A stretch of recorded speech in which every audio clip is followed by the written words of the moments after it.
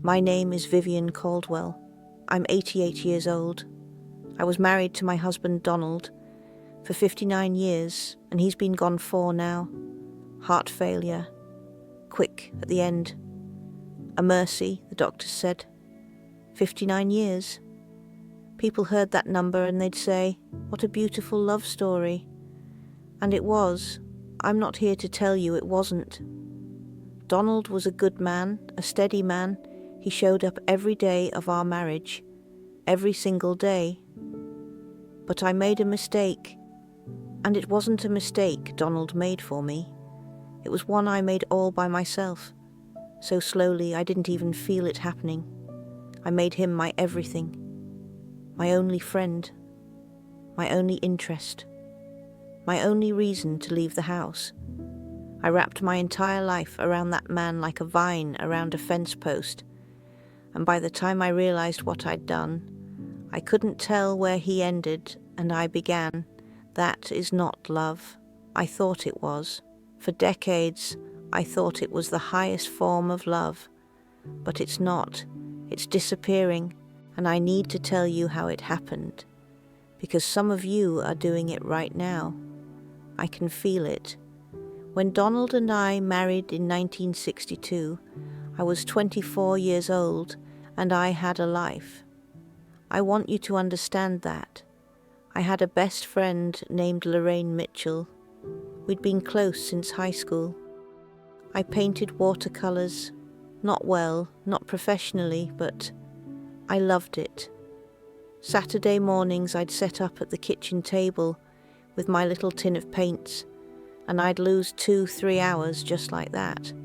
I had a women's group at church. I had lunch with Lorraine every Thursday. I was a person. The first few years of marriage, I kept all of it. Donald had his work at the plant, his fishing trips with his buddies, Frank and Bill, his Saturday golf, and I had my things. We had our life together, and we had our lives apart, and it was good. But then, and I couldn't tell you the exact day this started, because that's the danger of it, there is no exact day, I started giving pieces away. Donald's mother, Ruth, saw it before anyone. She pulled me aside at a family dinner in 1965. I'd been married 3 years. She put her hand on my arm in her kitchen and said, "Don't lose your friends for him, honey. A man can't be your only window to the world." I smiled. I thanked her. I thought she was being old-fashioned. I think about Ruth every single day now. By 1978, 16 years in, I'd let most of it go. And I remember the moment that should have woken me up. Lorraine called. She'd found a weekend painting retreat in the Shenandoah Valley, 2 days. Just the 2 of us, like old times. I wanted to go so badly I could taste it, but Donald mentioned he'd be home that weekend. Wasn't working. And he said, and these are his exact words, "It'd be nice to have company." That's all he said. He didn't tell me not to go. He didn't forbid anything. He just said it'd be nice to have company. And I called Lorraine back and told her I couldn't make it. Then I cancelled. The next time she asked. And the next. And eventually Lorraine stopped calling. She didn't stop calling because she was angry. She stopped because she understood I'd made my choice.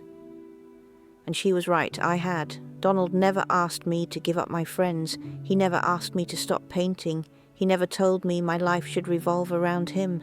I did that. I chose it over and over in tiny moments that didn't feel like choices at the time. They felt like love, like devotion, like being a good wife. My mother had done the same thing. Her whole life was my father. I thought that was what marriage looked like. 1996, 34 years of marriage. A Saturday morning in October, Donald kissed me goodbye, same spot on my forehead, same as every morning, and left for his golf game.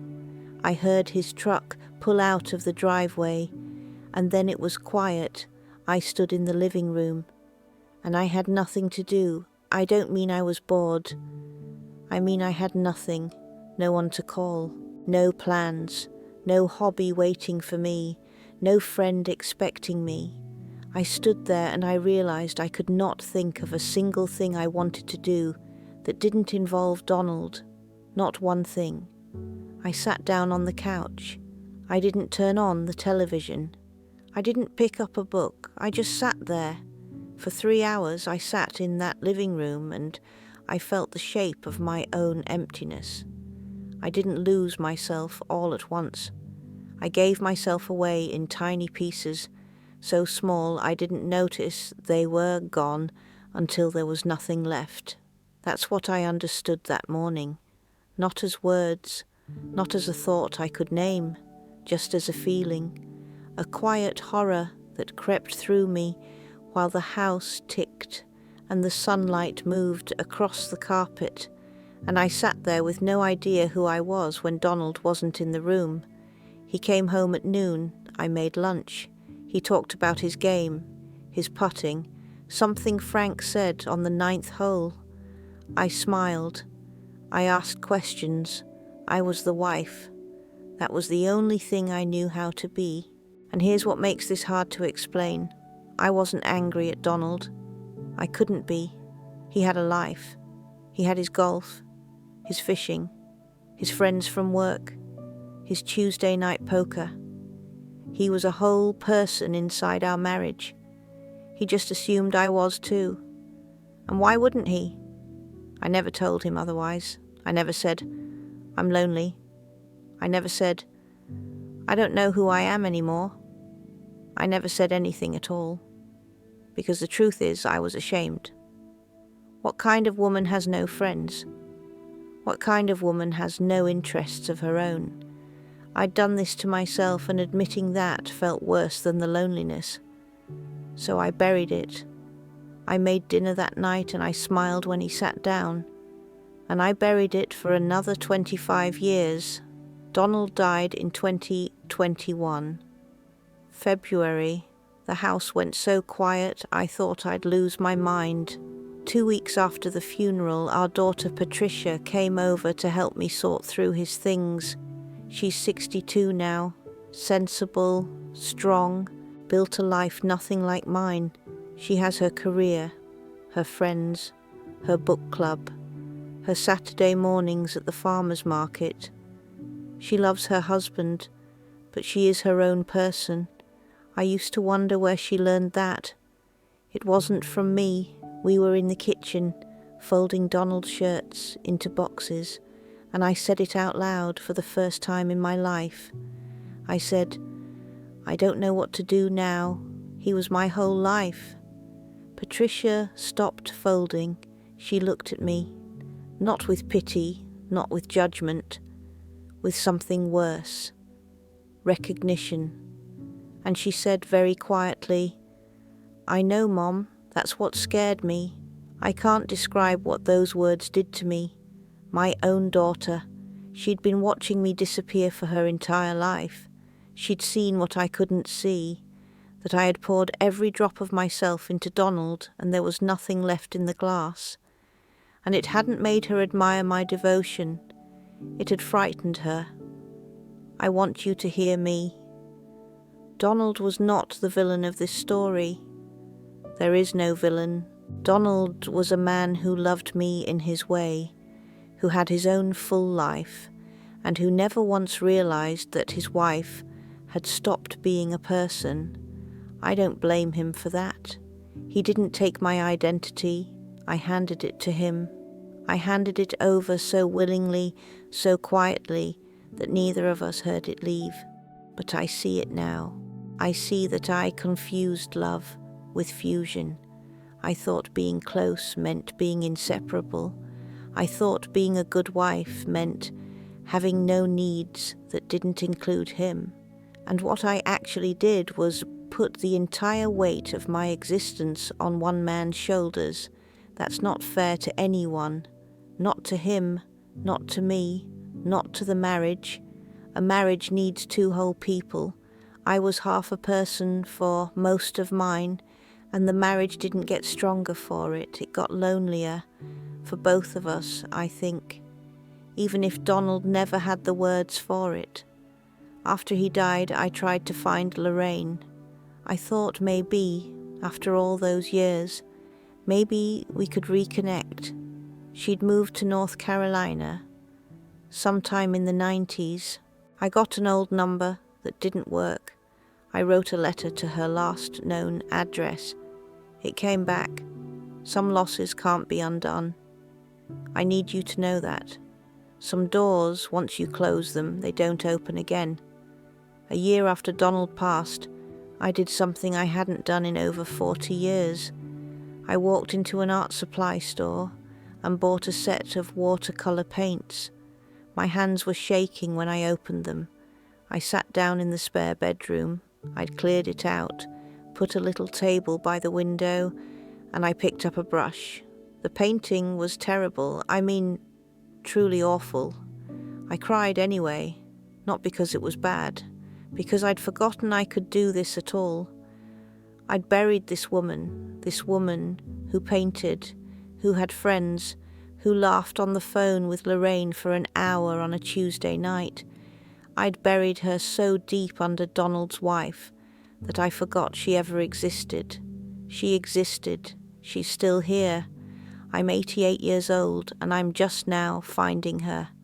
Now. If you're listening to this and your whole world is one person, your husband, your wife, whoever it is, I need you to hear me. If your entire life is them, you don't have a life. You have a hostage situation, and the hostage is you. Keep your friends. I don't care how busy you are. Keep them. Call them back. Show up for them. Because the day your spouse is gone, and that day will come, one way or another, you will need someone to call. And if you've let everyone go, that phone will be the heaviest thing you've ever held. Keep your passions, the things that make you you before you were someone's wife, someone's husband. Paint, fish, read, garden, whatever it is, don't let it go. Your marriage doesn't need you to be empty. Your marriage needs you to be full. Love your person with everything you have, but don't hand them everything you are. Those are not the same thing. And I know, it feels like the same thing when you're in it. It feels like love means giving all of yourself. It feels selfish to keep something back. I thought that too. For 59 years, I thought keeping anything for myself meant I wasn't loving Donald enough. But here's what I know now, at 88, sitting in this quiet house with his chair still in the corner and his coffee mug still on the shelf. The most loving thing I could have done for my marriage was to stay a whole person inside of it, to walk through the door at the end of the day and bring something with me. A story from a friend, paint on my hands, a laugh that had nothing to do with him. That would have made me more to come home to, not less. It took me 59 years to learn that. It took me losing Donald, losing Lorraine, losing decades of my own life to see it clearly. And I can't get those years back. I can't call Lorraine. I can't sit across from Donald and say, I need to be more than just yours. That conversation will never happen now. I loved Donald with everything I had. The problem was, everything I had eventually meant everything I was. Don't do that. Please, you still have time. You have time to call that friend you keep cancelling on. You have time to pick up that thing you put down. The painting, the guitar, the Saturday morning that used to be yours. You have time to be a whole person and a loving spouse at the same time. Those were never opposites. I just thought they were. I'm 88 years old and I'm sitting in a room painting terrible watercolours by a window. And for the first time in longer than I can say, I know who I am when no one else is in the room. I just wish I'd learned that while Donald was still here to see her. Don't do what I did. I loved Donald with everything I had. The problem was, everything I had eventually meant everything I was. Don't do that. Please, you still have time. You have time to call that friend you keep cancelling on. You have time to pick up that thing you put down, the painting, the guitar, the Saturday morning that used to be yours. You have time to be a whole person and a loving spouse at the same time. Those were never opposites. I just thought they were. I'm 88 years old and I'm sitting in a room painting terrible watercolours by a window. And for the first time in longer than I can say, I know who I am when no one else is in the room. I just wish I'd learned that while Donald was still here to see her. Don't do what I did.